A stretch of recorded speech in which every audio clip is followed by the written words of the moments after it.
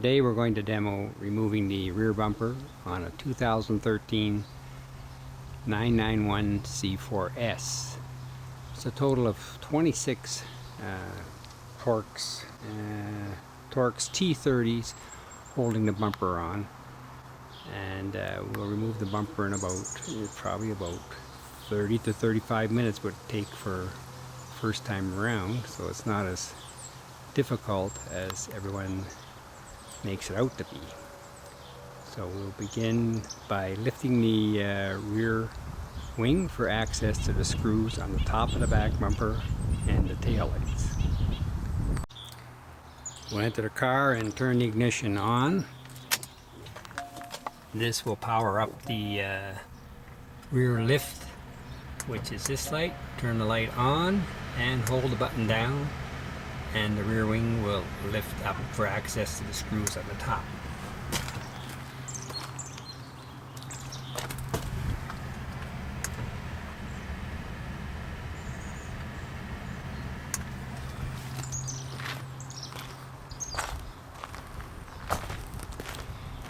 As you can see, the rear wing is up, and there's 4 screws on the top, which you can see just below the light here. 1, 2, 3, and 4. The other item you want to take care of at this time is lift the top lid with the electric screw here. Just lift it lightly, and then that provides access to the fans under the back. You'll notice there's 4 bolts on the inside of the fender by the wheel. You don't have to remove the wheel for access to these bolts. There's 3. There's 2 that are in this position, 1 up here, and then there's 1 straight up the top of the seam here, so you get it right in from the top with the tool to remove that screw. These are the tools that I'm using to remove the rear bumper. You can have a variety of these. You need to use just the screwdrivers will take everything out. The electric comes in handy to remove the screws a little quicker.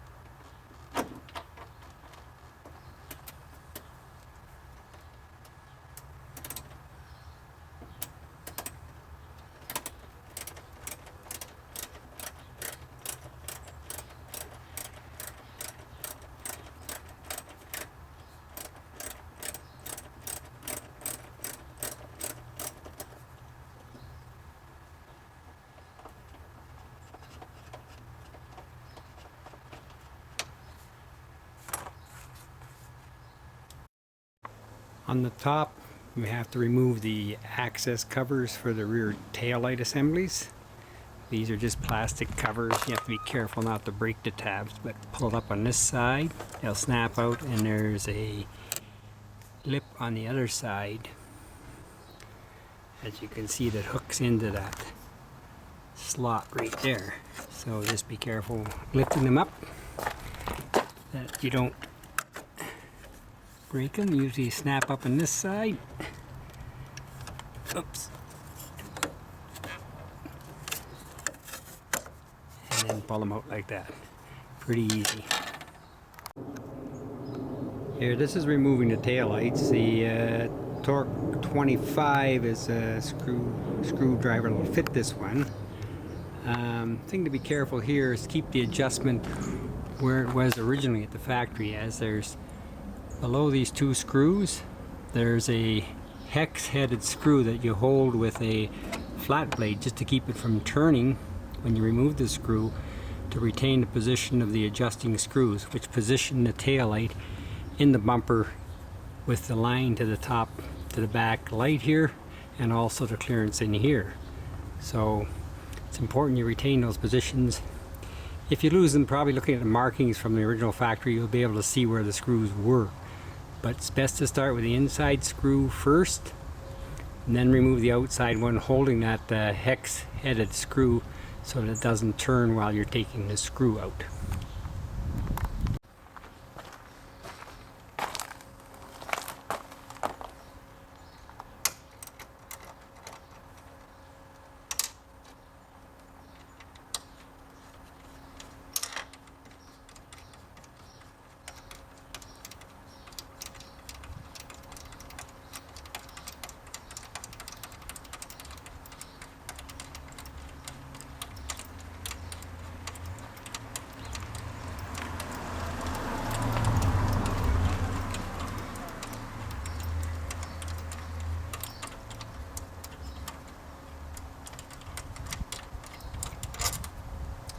So you can see it's a long screw, so it takes a little bit of turning to get it out.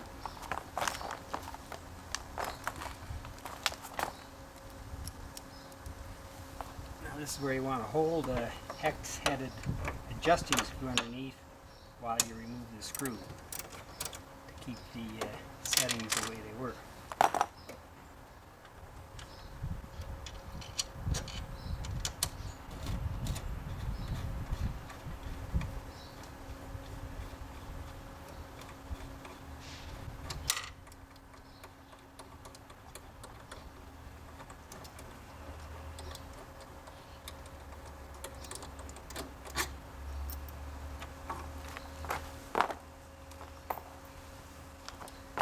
Taillight just swings out. A bit of wiggling.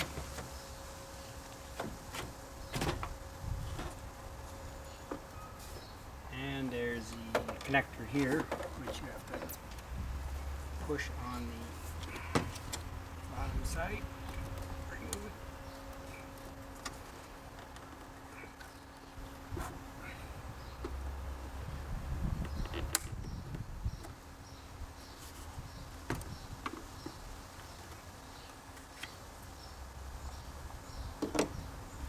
And that's the rear taillight.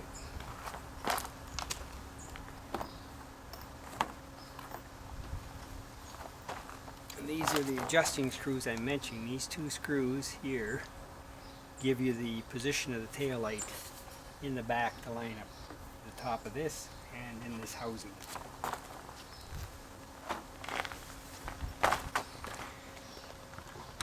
Okay, this gives us removing the 4 top screws above the bar light on the back of the bumper.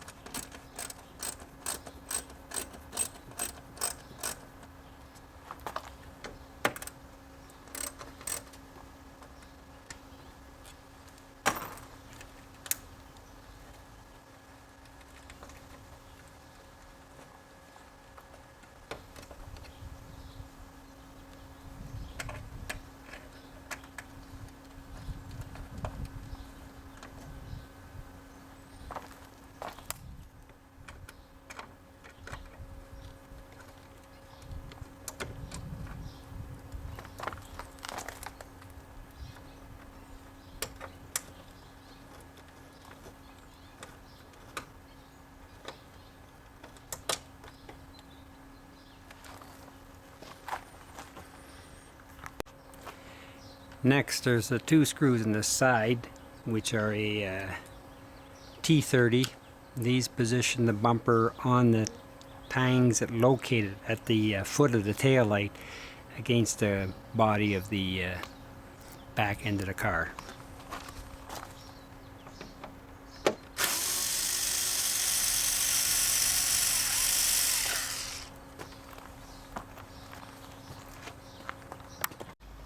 Now drop to the bottom side.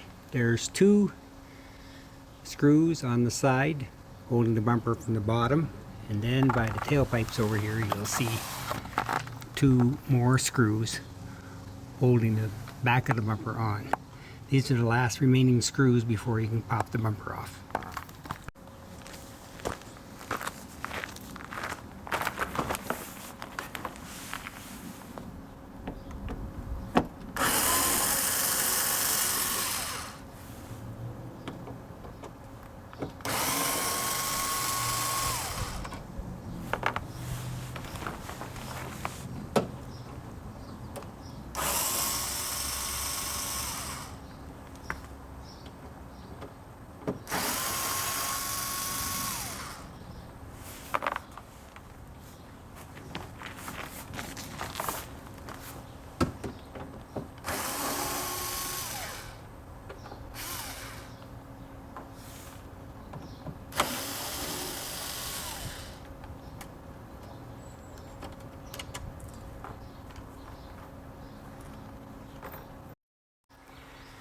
Now you're ready to pop the entire bumper off. Just make sure at the sides here, right in this area, that you lift the bumper off the two position tabs either side. Once they're free of that, then you can pull the bumper towards the back.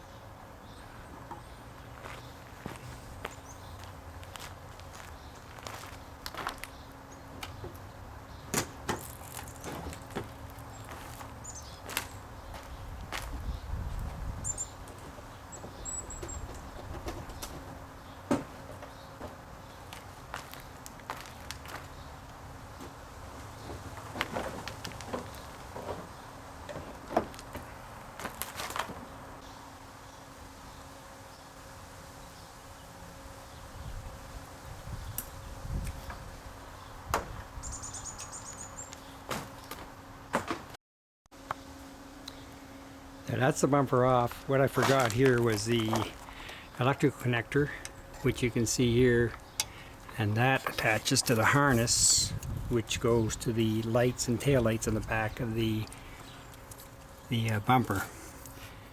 Mine is broken away from this tab here, but it's not a big deal. That tab, it just snaps back onto this here tab right here, and that's the position. So usually when you have your left rear tail light out, reach in there and disconnect that light before you pull the bumper off like I did. Now that the bumper is removed, you have access to the air boxes for servicing the air filters. In order to service more of the back end, the belt, etc., you have to remove the air cleaner box. I'll do that as well, but right for now I'm just going to remove it. You can see these covers I put on to silence the airbox, to make the cabin quieter for other people who ride in the car that don't appreciate the noise, the induction noise of the engine. I'll also remove this fan assembly up here. You just pop this sleeve out here and then just lift up on the back like that, gently, and then pull it outwards. If the engine's warm, the fans might start on you, but my engine's cooled down, so it's okay. Then you just lift this up and you'll see the tabs here for the fans, and pull those two connectors out for the electric fans.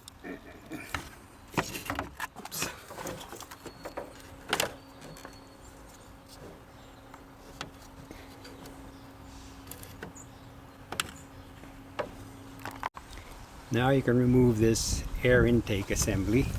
It's just two tabs here, a line on there, and that pops out just like that.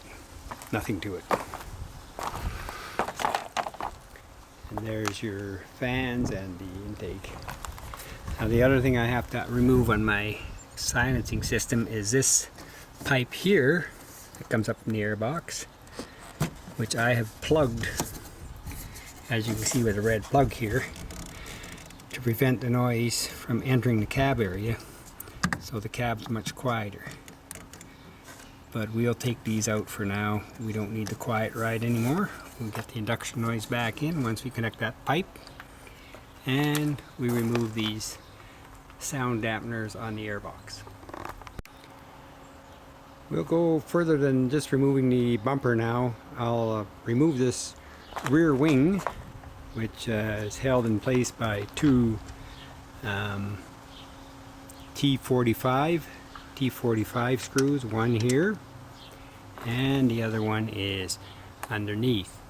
Once you take those 4 screws out, you can lift this entire wing assembly off after unplugging the electrical connector.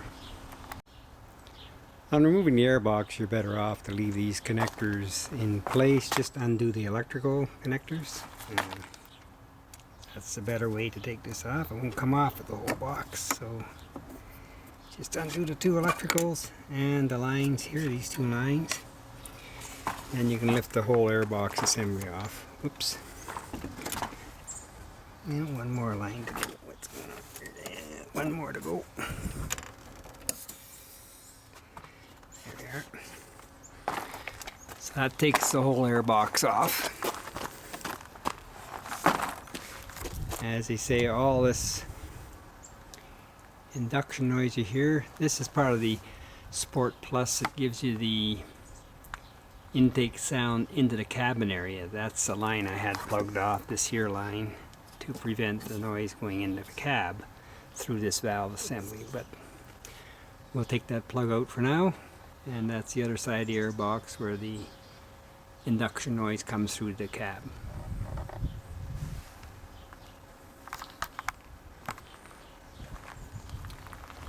That's the way the engine area looks. You can see the belt access is there. There's your oil filter where it normally is, and we'll plug up that intake manifold with some lint-free rag, just so we don't get any dirt in here. Okay, this is a good overall view of the back all removed and the access to the engine compartment with the back bumper off, the wing and the airbox. Get right in here. This is the pipe that I had plugged to limit the noise into the cabin from the intake system, and it just pops up in here.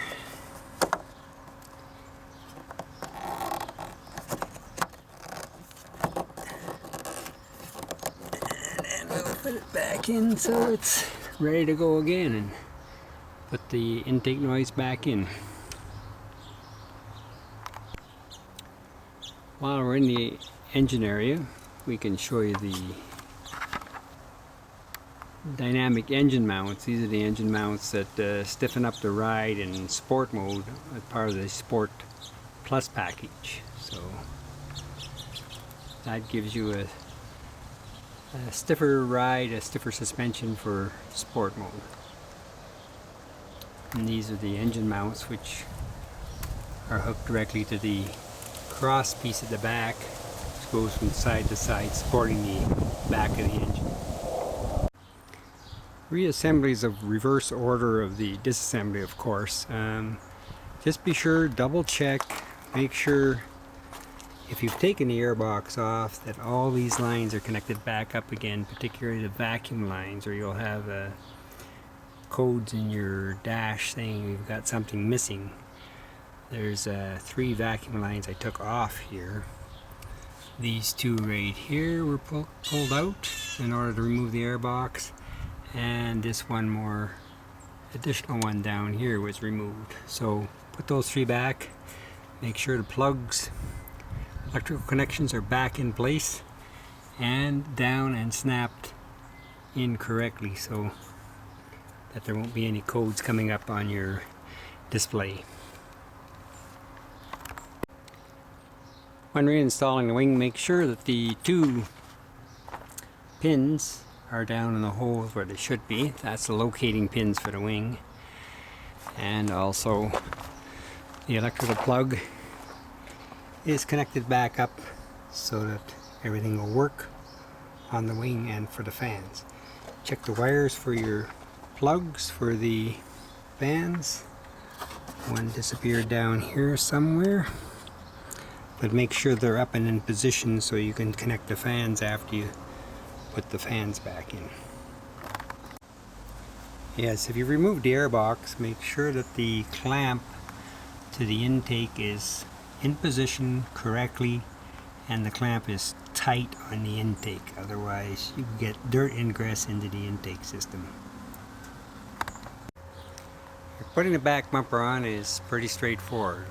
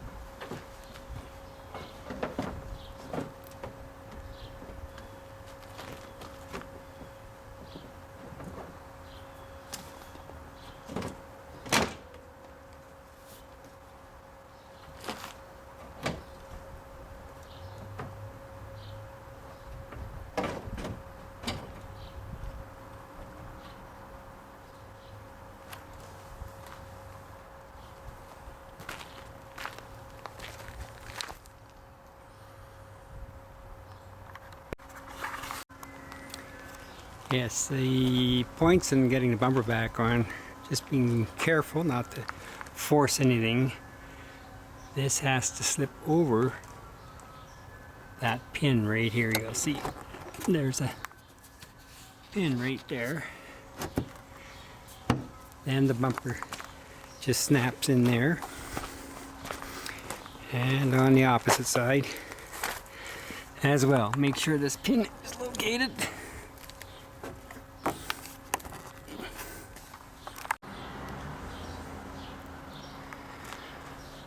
Once you have the sides engaged with the pins in there, you're pretty well in place with the bumper as long as it's hooked up top on the back end. And also make sure the wires for your lights are accessible here.